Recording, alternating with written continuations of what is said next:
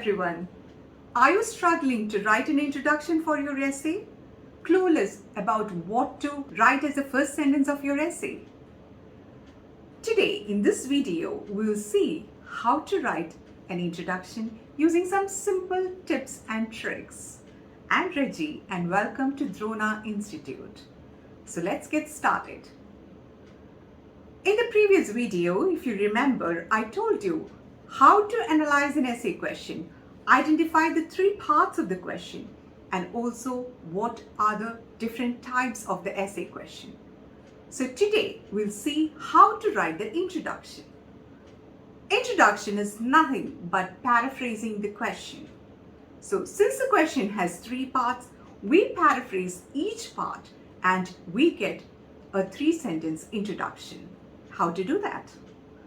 Paraphrase the background statement and you get the general statement for your introduction. Paraphrase the argument or the explanation. So you have the second sentence of your introduction. Answer to the question and now you get the thesis statement for your introduction. Isn't it simple? So let's see how to do that. Let's take an example. So here is the question. I've taken the same question that we have done in the previous video so that it's very clear to you and familiar to you. University education system is one of the most widely discussed topics these days. Many people believe that college students should not be allowed to choose subjects they like to study. Others think that it is always better to learn the subjects that have relevance in the future. Discuss both views and give your opinion. So here it's a discussion question which I have taken, and this question has got all the three parts: the background, the arguments, and then the question. Now let's look at the background. University education system is one of the most widely discussed topics these days. How will you paraphrase that? So you cannot change anything about the university education systems. Probably you can say system of university education. Okay, or education system related to universities or in the universities, but it's better to keep it that way itself. How do you write that? But you need to write something else. So recently, university education system has been under the scanner for various reasons. So that is your general statement. Now, how will you paraphrase the next part, that is the arguments? Here you have two arguments in two sentences. You need to write just one sentence. You can combine these arguments and write one single statement. Many people believe. So how can you say, while a section of society argue that college students should be allowed to choose subjects that they like to study. So how will you change that?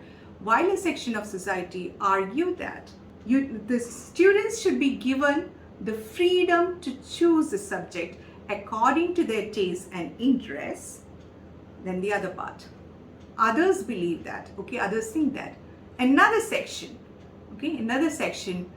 believe that or argue that or opine that it is better to learn subjects, or it is more important to learn subjects which are of practical use for them. Then discuss both views and give your opinion. Here you don't have to give your opinion in the introduction because you're asked to discuss both views and then give your opinion. So what do you write? I would discuss or I would analyze both arguments in detail before expressing my point of view. So this is how you write the introduction. Isn't it simple? Now let's look at another example where there is no background given. So here you have the question on the screen. Because many children are not able to learn foreign language, schools should not force them to learn foreign languages. To what extent do you agree or disagree? So again, a question which we have seen in the previous video. So it will be easy for you to familiarize with the question now. If you analyze this question, you understand that there is no background. But I said background is not given. It doesn't mean that it does not have a background. There is still a background. So what's the background here? So let's look at the argument once again. Because many children are not able to learn foreign language, schools should not force them to learn foreign languages. So what's happening right now? Schools are imposing foreign languages on students, right? Where does it happen? In developing countries, probably. So most schools in developing countries are implementing or asking students to learn foreign language, or there is compulsory learning of foreign languages. Okay, so at least one foreign language is made mandatory in these schools. So that's the current scenario and that's the background. So you write that as a general statement. So what's it? You can write schools across the world, especially in developing countries, impose, or you can say has made a foreign language or has made a foreign language like English mandatory at schools. However, many people believe that, now you're coming to the argument, many people believe that since not all students have the capacity to learn a foreign language, okay, it should not be imposed on them. So that's the argument. Now, coming to answering the question, to what extent do you agree or disagree? Here we have three options because the question asks you, to what extent do you agree or disagree? What are the three options?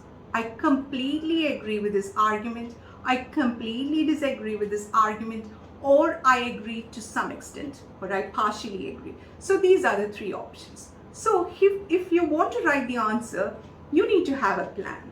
Okay?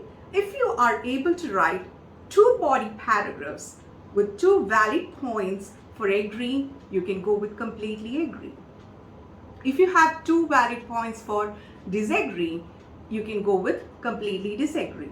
Otherwise, you can write partially agree. Okay, so how will you write if you're completely agreeing? You can say, I support this argument due to dash and dash reasons. Whatever your reasons are, you can write there.